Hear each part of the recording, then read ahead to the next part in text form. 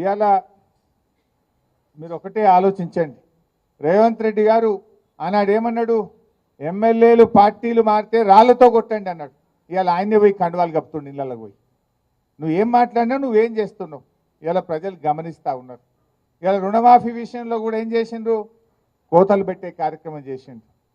నిన్న జీవోలనేమో ration card ఆధారంగానే రుణమాఫీ చేస్తాము అని జీవోలో ఇచ్చింది. అంటే రేషన్ కార్డు ఆధారంగా కుటుంబాన్ని గుర్తిస్తాం, కుటుంబానికి ఒక రుణమాఫీ చేస్తాము అని చెప్పి జీవోలో ఇచ్చింది. ప్రజల్లో వ్యతిరేకత వస్తే మాటల్లో ఏం చెప్తున్నారు? లేదు లేదు రేషన్ కార్డు అవసరం లేదు, పాస్బుక్ ఆధారంగా చూస్తామని మాటలు చెప్తున్నారు. మాటలు నడవయి కదా, నీ జీవో మార్చు.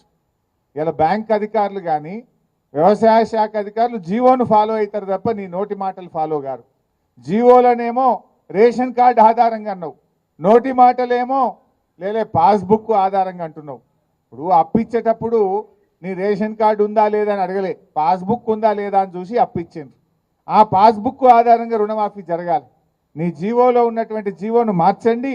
జీవోను మార్చి రేషన్ కార్డుతో కుటుంబంతో సంబంధం లేదు, పాస్బుక్ ఆధారంగా రుణమాఫీ చేస్తామని మీ నోటి మాటగా చెప్పిన మాటలు మార్చిన కొత్త జీవోలో వచ్చినప్పుడే మీరు నిజంగా రైతులకు మేలు చేసినట్టు, నిజంగా మీరు చెప్పిన మాటలు నిజమైనట్టు.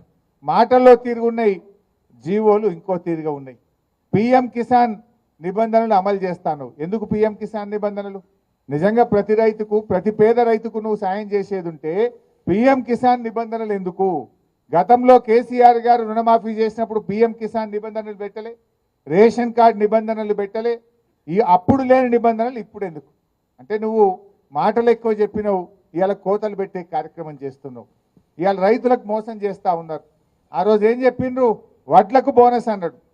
కాగితం జీవో వచ్చే వరకు సన్నాలకే బోనస్ అంటుండు. అంటే రూపాయిలో 10 పైసలే సన్నాలు ఉంటాయి, 90 పైసలు దొడ్డు రకం వడ్లే ఉంటాయి. అంటే 90% రైతులకు నువ్వు బోనస్ ఎగ్గొట్టినావు. ఇవాళ రుణమాఫీలో కూడా పిఎం కిసాన్ నిబంధనలు పెట్టి, రేషన్ కార్డు నిబంధనలు పెట్టి సగం మంది రైతులను ఎగ్గొట్టేటువంటి ప్రయత్నం చేస్తూ ఉన్నావు. ఇవాళ ప్రజలకు కూడా అర్థమవుతుంది, వీళ్ళు అన్ని అబద్ధాలు చెప్పిండ్రు, మాయ మాటలు చెప్పిండ్రు, మోసపూరిత మాటలు చెప్పిండ్రు అనే విషయాన్ని ప్రజలు కూడా గమనిస్తూ ఉన్నారు. వాళ్ళ ఆచరణలో పూర్తిగా ఫెయిల్ అయిపోతూ ఉన్నారు. తప్పకుండా భవిష్యత్తు మనదే ఉంటుంది. 600 అయినా రాబోయే రోజుల్లో మళ్ళీ ఈ రాష్ట్రంలో అధికారంలోకి వచ్చేది ఖచ్చితంగా బీఆర్ఎస్ ప్రభుత్వమే అధికారంలోకి వస్తుంది. ఇవాళ ఏ కార్యకర్తలు అయితే కష్టపడుతున్నారో, ఏ కార్యకర్తలు అయితే నిజాయితీగా పార్టీతో ఉన్నారో మీ అందరినీ కంటికి రెప్పలాగా కాపాడుకుంటాం. మీ అందరికీ మంచి గౌరవం దొరికే విధంగా నేను బాధ్యత తీసుకుంటా ఈ పటాన్చెరు నియోజకవర్గంలో మనవి చేస్తా ఉన్నా. మీరు ధైర్యంగా ఉండండి.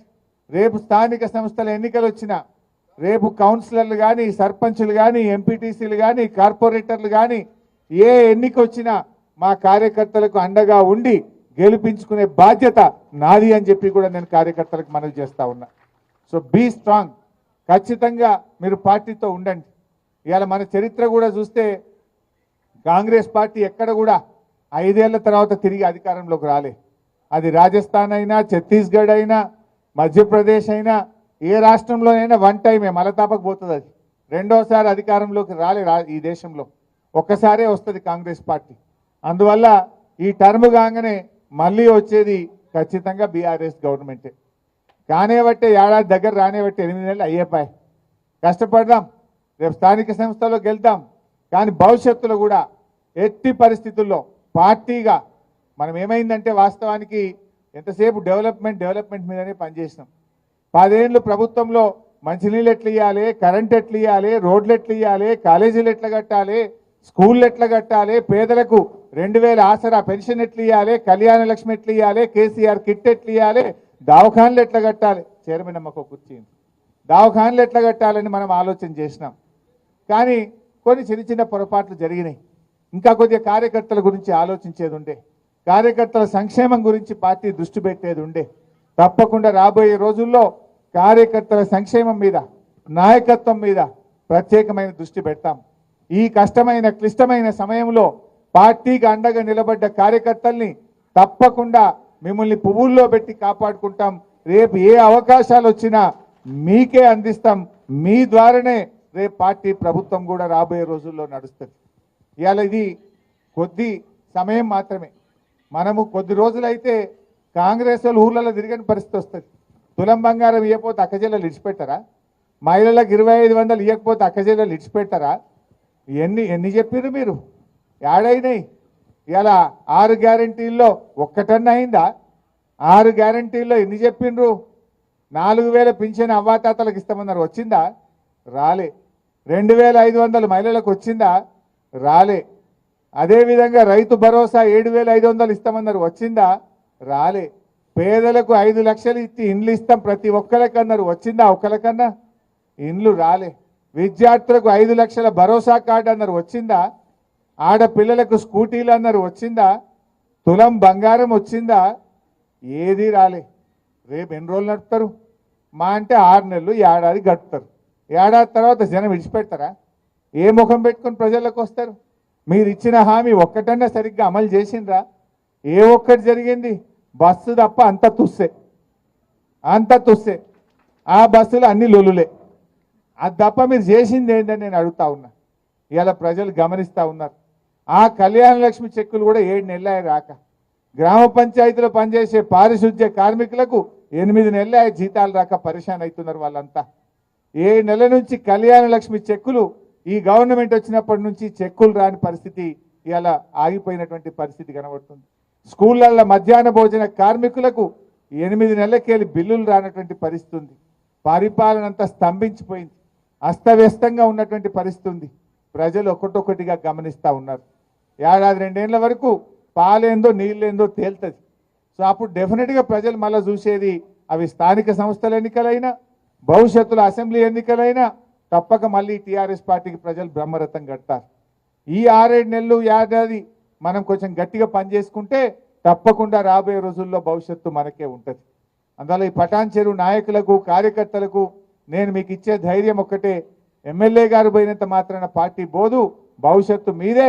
మళ్ళీ పటాన్ చెరువు మీద ఎగిరే జెండా గులాబీ జెండనే. మంచి నాయకత్వం ఉంది, మంచి కార్యకర్తలు ఉన్నారు ఇవాళ. ఎందుకంటే ఆనాటి కాంగ్రెస్ పాలనలో ఇదే పటాన్ చెరువులో పరిశ్రమలకు వారానికి 2 రోజులు పవర్ హాలిడే. కేసీఆర్ వచ్చినాకనే పవర్ హాలిడే పోయింది. 24 గంటల కరెంటు పరిశ్రమలకు ఇచ్చినాం, రైతులకు ఇచ్చినాం, గృహ అవసరాలకు ఇచ్చినాం. ఇవాళ ఏం జరుగుతుందో కూడా ప్రజలు గమనిస్తూ ఉన్నారు. సో అన్ని విషయాలు కూడా ప్రజలు చూస్తారు. కొద్దిగా టైం, ఓ ఏడాది 2 ఏళ్ళు అయితే పాలేందో నీళ్ళేందో తెలుస్తుంది.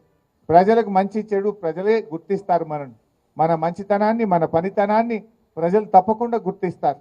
మనం ప్రజల్లో వెళ్దాం, ప్రజల పక్షాన ఉందాం, ప్రతిపక్షంగా ఈ ప్రభుత్వాన్ని నిలదీద్దాం, ప్రతిపక్షంగా ఈ ప్రభుత్వం చేసే తప్పుల మీద పోరాడదాం. రేపు రాబోయే అసెంబ్లీ సమావేశాల్లో కూడా బ్రహ్మాండంగా గట్టిగా మేము పోరాటం చేస్తాం. ఎమ్మెల్యేలు ఎవరైతే పార్టీ మారినరో దీని మీద సుప్రీంకోర్టుకు కూడా పోతున్నాం. త్వరలోనే సుప్రీంకోర్టుకి వెళ్ళి ఆర్డర్ తెస్తాం. మళ్ళీ ఈ రాష్ట్రంలో బై ఎలక్షన్లు వస్తాయి. తప్పకుండా పార్టీ మారిన నియోజకవర్గాల్లో ఉప ఎన్నిక వస్తుంది. దానికి మనం అందరం కూడా తయారు కావాల్సిందే. 1 నెల అటో ఇటో ఉప ఎన్నిక తప్పదు. పార్టీ మారిన చోట సుప్రీంకోర్టులో రాజ్యాంగ ధర్మాసనం యొక్క తీర్పు ఉన్నది. 3 నెలల్లోగా స్పీకర్ నిర్ణయం తీసుకోవాలని. ఇప్పటికే మనం హైకోర్టులో కేసు వేసినాం.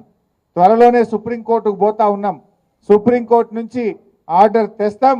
వీళ్ళందరినీ డిస్క్వాలిఫై చేపించి ఈ రాష్ట్రంలో పార్టీ మారిన నియోజకవర్గాల్లో ఉప ఎన్నికలు తథ్యం. దానికి కూడా మనం ప్రిపేర్ కావాల్సిందే ఇప్పటి నుంచి అని చెప్పి కూడా మనం చేస్తూ ఉన్నాం. అందువల్ల మంచిగా గట్టిగా ధైర్యంగా ఉండండి. ఎలాంటి అనుమానాలు అక్కర్లేదు. పార్టీ మీకు అండగా ఉంటుంది, భవిష్యత్తు ఉంటుంది.